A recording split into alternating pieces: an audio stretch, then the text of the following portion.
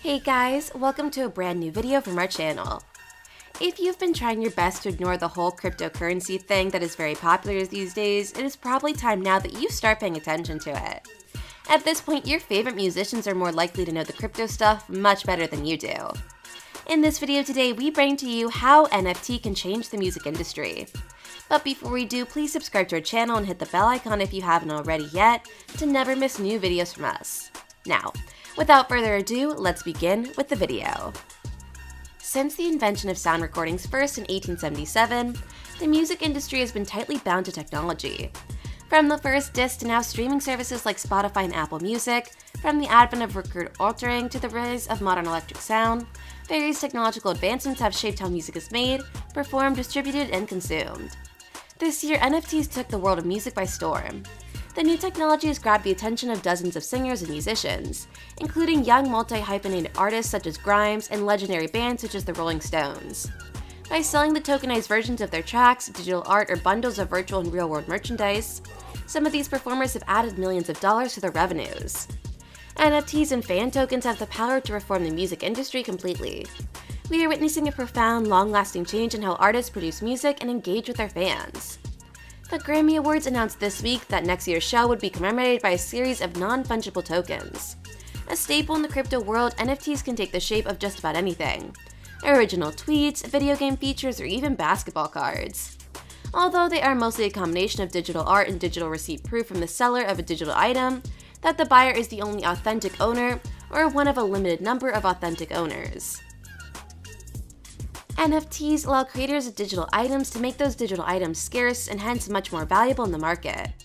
There are no signs yet of what exactly the Grammy NFTs will look like or how much they're going to cost. Music super producer Quincy Jones is behind One Of, the company partnering with the Grammys to create these NFTs. A sneak preview into this could be the Crystal token recently released by the rapper Doja Cat. It sold for $188,000. The Grammys NFT announcement is the latest example of how the technology underlying the brave new world of crypto is influencing how musicians make their money for either better or worse. The merchandise play. Steve Aoki is one of the most famous EDM DJs in the world. If you're unfamiliar with EDM, it stands for electronic dance music. Like most other musicians, Aoki had an unexpected downtime in 2020. The pandemic nixed the endless stream of live shows that was his life, not to mention one of his biggest sources of income. So Aoki did what a lot of people did during the lockdown. He got into collectibles. It is definitely not a cheap hobby, but around the same time, Aoki was getting into settling his own collectibles. He collaborated with an Italian digital artist to make something called the Dreamcatcher series, a multimedia mashup of art and his music. Art is very subjective. One person's Dreamcatcher series is another person's Van Gogh. The Dreamcatcher series fetched a Van Gogh price of $4 million in sales, the same way in which people are buying jerseys of their favorite athletes or they buy Pokemon cards. Now, the music industry is another huge collectible industry. In a world where musicians earn barely anything per Spotify stream and live touring, which can disappear with the next COVID-19 lockdown, Aoki sees digital memorabilia as an important new source of revenue. One Of is hoping to convert music fans into more crypto-literate consumers by making NFTs slightly less expensive so that more and more people could get into it.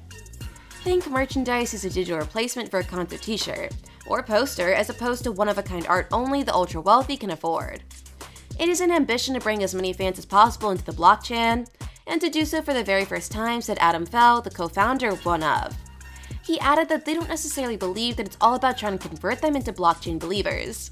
They are coming on and buying digital goods because they are fans of a particular artist. Tony Lands. Land has partnered with a platform called NFT to release his new album, When It's Dark, as an NFT. His idea was for each copy of the album to be minted with a one-of-a-kind token, providing a foolproof ledger of the ownership. The value of NFTs comes from their verifiable scarcity.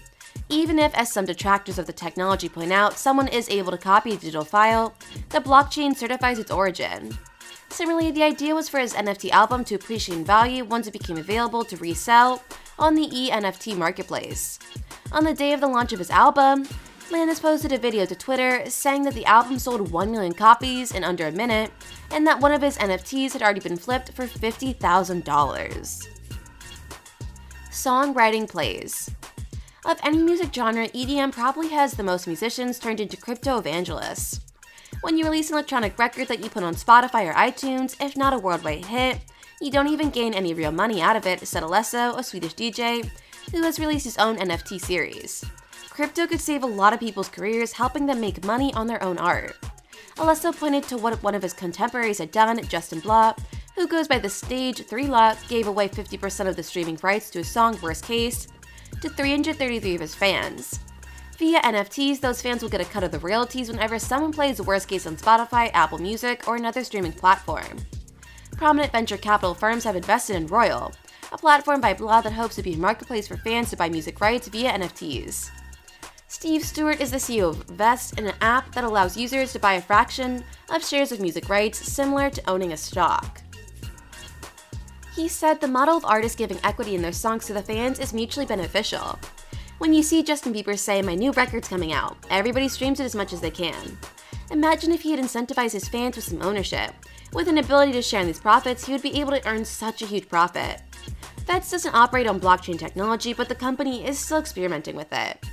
In the future, he sees NFTs allowing music right holders to get compensated in near real time, every time when a song plays anywhere. NFTs allow a song to be valued, tracked, and monetized. You could say that a song was played in a bar in Berlin, it's worth 10 cents, and that song is broken down by these owners. That money can be remunerated quickly. There's absolutely no reason for why it can't be done in near real time, said Stewart. The downside. Nika Rosa Danlova has been making industrial pop music under the stage name Zola Jesus for almost a decade now. When live touring dried up, she started experimenting with creating her own NFTs, digital self-portraits with original soundtracks. She saw it could be a multimedia art form, something she could play with and expand her skills into something more audiovisual, Danilova said. The lack of limitations was very exciting for her. Danilova sold 2 NFTs and made a little money. However, the rapid speculation she saw in the music NFT space with tokens selling for millions of dollars, to what she saw as rich people more interested in NFTs than art, had left a sour taste in her mouth. They weren't being sold for the quality of the art or the intention of the art, she said. They were sold as miniature banks or stocks. This didn't really seem like a decentralized financial system to her. At the same time, she was part relieved that it wasn't her fans that bought her NFTs, instead the buyers who were just NFT collectors. She worries about introducing her fans to the very risky asset class. She knows firsthand how difficult it is to make money as a musician, and she at the same time sees the appeal of new technology that would allow fans to buy music rights and finance smaller artists like her directly. No more established and bad record labels and other intermediaries putting financial pressure on musicians. The thought of turning her fans into investors, however, just doesn't feel right to her. When you own the rights, you are embedded in the success or failure of the music, she said. It is literally a financial investment. At that point, when finances are involved, there are expectations involved with it too, she added. With that, we come to the end of today's video. We hope you found the information useful and got to learn about something which is very new. Do tell us your views on this in the comment section below, and thanks for watching. If you enjoyed the video, then please leave a like, share, and subscribe to our channel for more exciting videos. See you in the next one.